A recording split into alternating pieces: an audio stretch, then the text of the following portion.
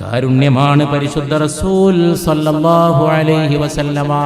ഇന്നദ്ദുആ മൗഖൂഫുൻ ബൈനസ് സമാഇ വൽ അർളി, അങ്ങനെയാണ് അല്ലാഹുവിന്റെ റസൂൽ പറഞ്ഞത്. ദുആ ആകാശത്തിനും ഭൂമിയിലും ഇടയിൽ അവിടെ തങ്ങും, മുകളിലേക്ക് പോവില്ല. അതിൽ നിന്നൊരു വാക്ക് പോലും മേലോട്ട് വരൂല, അല്ലാഹുവിന്റെ അടുക്കൽ എത്തൂല.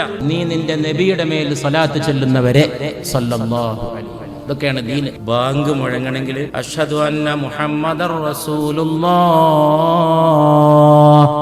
അത്ഭുതല്ലേ.